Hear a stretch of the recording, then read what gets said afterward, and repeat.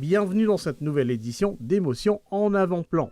Retour dans les coulisses de la légende du Peter Both, un conte musical mettant à contribution une diversité de compétences artistiques mauriciennes et réunionnaises. Cette fameuse légende du Peter Both, qui est une légende locale, bien entendu, que tout le monde connaît, donc je ne vais absolument pas rentrer dans l'histoire. En tout cas, il a convaincu les enfants ce matin et hier matin. Donc laissez-vous transporter, soyez enfants, et on se retrouve tout à l'heure. Bonne soirée.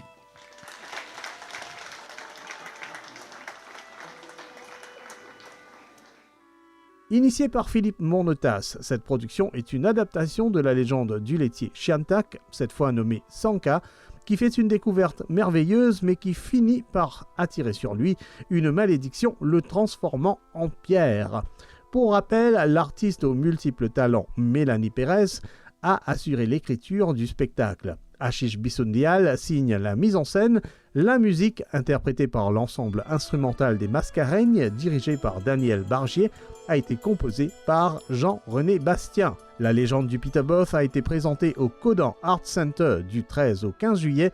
Voici la suite de nos rencontres volées entre deux représentations et le temps d'une répétition. Depuis tous les temps, moi-même Sanka, m'a senti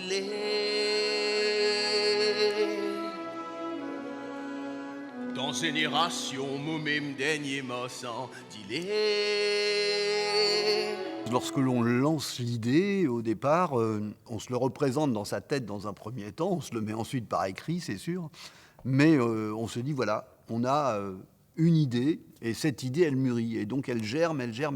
Alors on s'entoure de compétences diverses et variées, à savoir des musiciens, bien entendu, un chef d'orchestre, c'est-à-dire que c'est lui qui va savoir faire travailler un orchestre, parce que là, on part sur une création, c'est vraiment de A jusqu'à Z.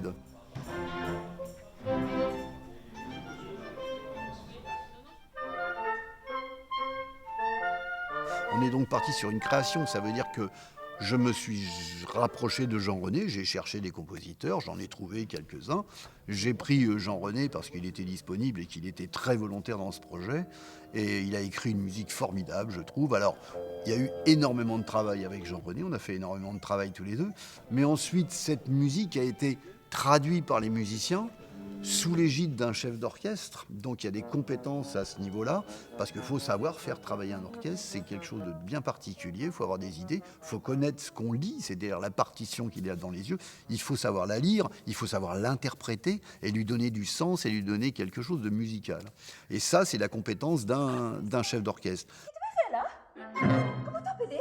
Vous rajoutez dessus tout ce qui est chorégraphie et tout ce qui est mise en scène.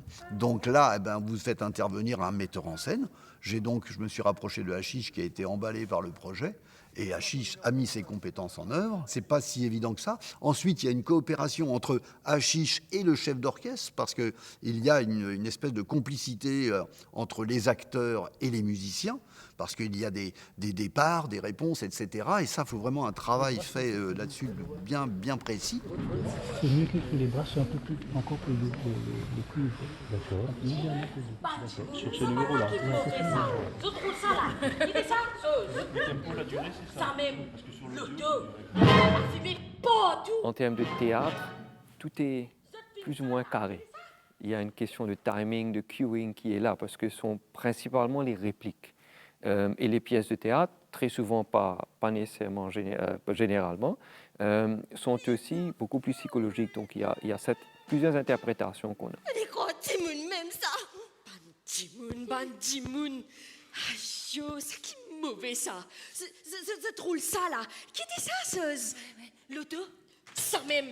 Quand on vient avec la musique, c'est moins les expressions faciales, c'est beaucoup plus le corps qui doit faire le travail. Donc, le mot d'ordre qu'on avait dit à tous nos comédiens, c'est vraiment d'aller sur scène et utiliser le corps, prendre l'espace et en même temps donc donner cette expression corporelle qu'on doit vraiment exagérer, qu'on doit vraiment pousser. Hello là, si se trouve nous. Non qui mot. Vrai ça. Mais vrai même.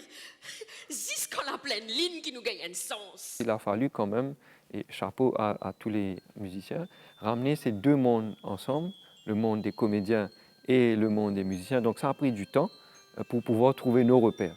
Ça n'a pas été chose facile.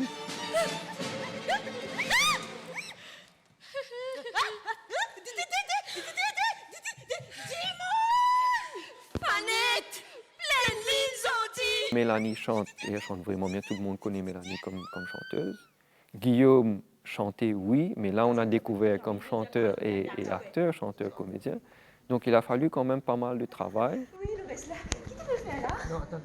Le reste là, est-ce qu'il y a de la musique là? Ça qui m'a pas.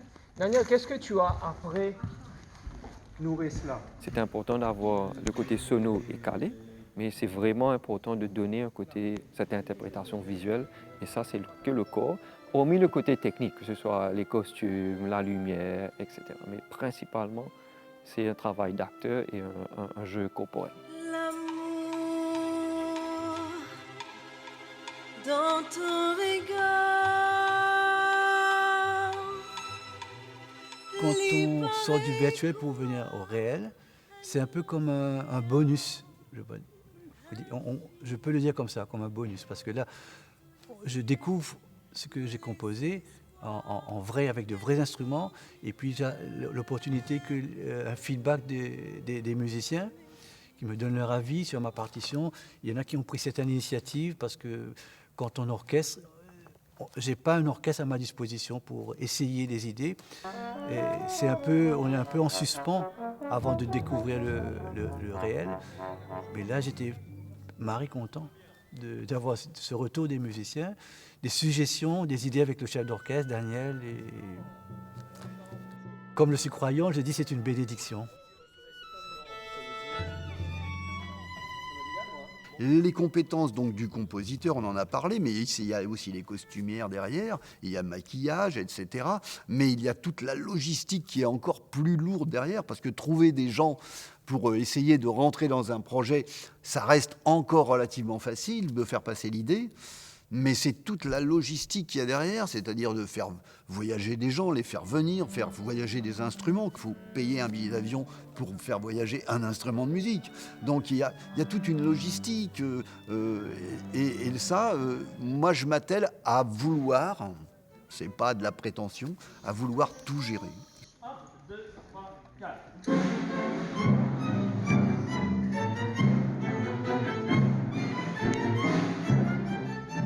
Quand j'ai écrit la légende du Peterboth, je ne pensais pas jouer dans la pièce. Je l'ai écrite pour qu'elle soit jouée par d'autres fées. Et puis un jour, Philippe m'appelle et me propose de jouer l'une des fées et de chanter du coup aussi. Et j'ai accepté. Mais c'est vrai que ce n'est pas la première fois que je le fais. Mais je ne dirais pas perturbant dans un premier temps, mais intriguant. Parce que quand on écrit, quand je suis derrière mon ordinateur et que j'écris, je visualise des personnages, je visualise des gens, d'autres gens. Et puis, à partir du moment où le texte n'est plus le mien, donc je le lègue, ça peut aller dans tous les sens. Le plus gros défi, si toutefois j'ai besoin de jouer un des personnages, c'est de ne pas aller dans la manière dont je l'avais perçu de base. Je fais abstraction de l'écriture. Je reprends le texte parce que ça peut être bizarre et les gens me demandent des fois, j'ai du mal à mémoriser mes textes. Je dis, mais tu même qui n'écris ça. Comme moi avec ma musique. Oui, voilà, mais c'est compliqué de mémoriser. C'est pas juste compliqué de mémoriser, mais on mémorise comme n'importe quel autre comédien, en fait, en faisant abstraction.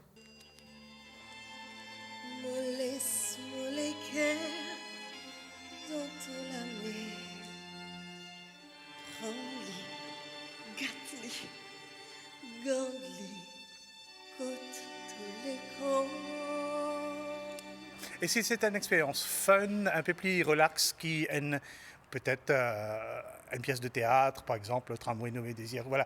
Est-ce que c'est un autre mode, c'est un mode un peu plus joueur, plus ludique, ou bien quand même ça a l'air fun, mais c'est vraiment intense? Je pense pour voir du monde qui a vraiment une bonne maîtrise de la voix au niveau du chant. C'est un affaire extrêmement fun. Pour moi aussi, les affaires m'arrivent fun, mais c'est juste que bon, acharné de travail et que je suis content de faire des affaires bien. Donc du coup, les m'arrivent fun, mais je prends les maris au sérieux aussi. Mais la complexité pour moi, c'est de chanter et de jouer en même temps.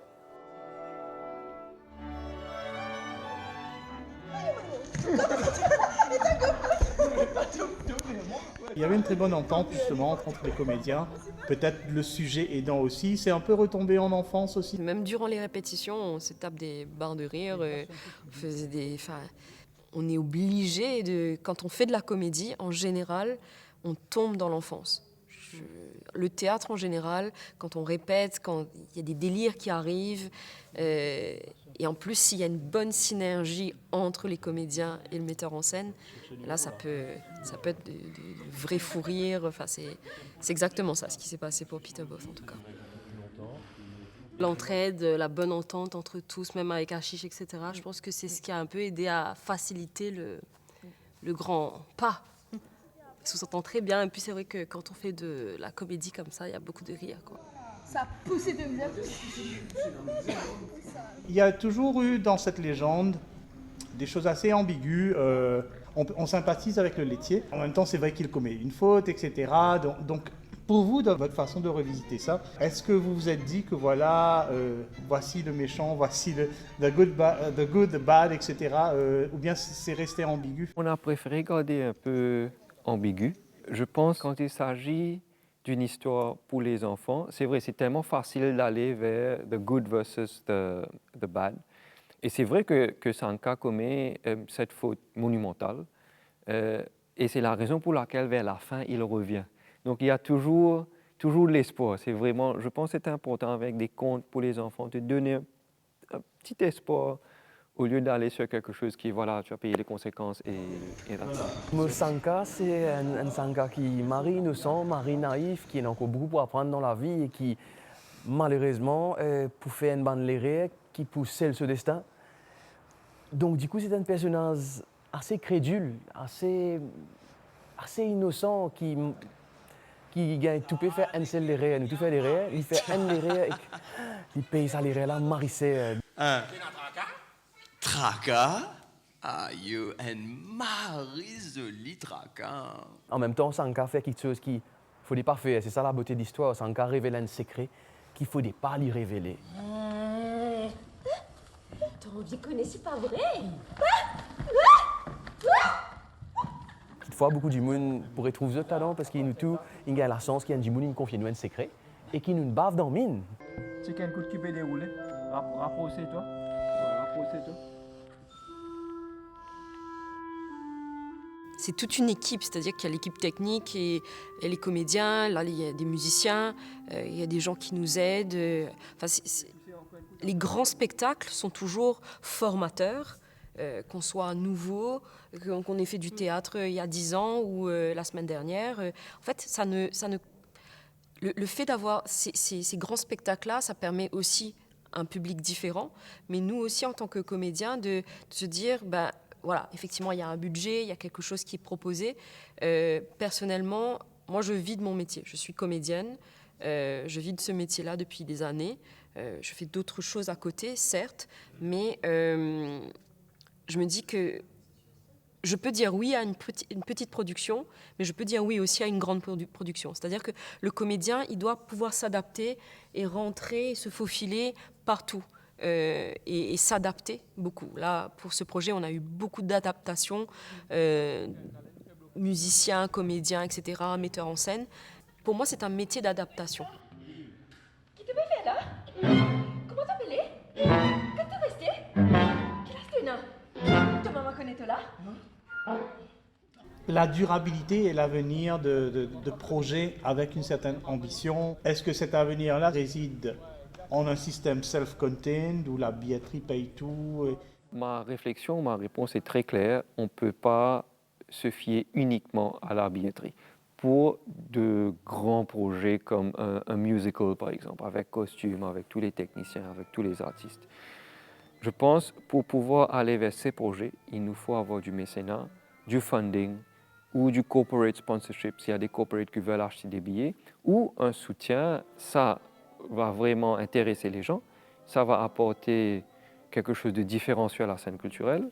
Donc, il nous faut une chose, c'est l'argent, c'est finances, et quelque part, je pense que ça doit venir d'autres sources, pas uniquement de la billetterie.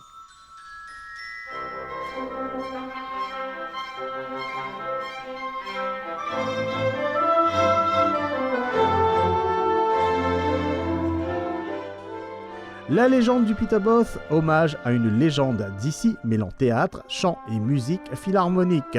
Une production courageuse qui aura donné une plateforme d'expression à de nombreux talents mauriciens. Rendez-vous bientôt pour Émotion en avant-plan.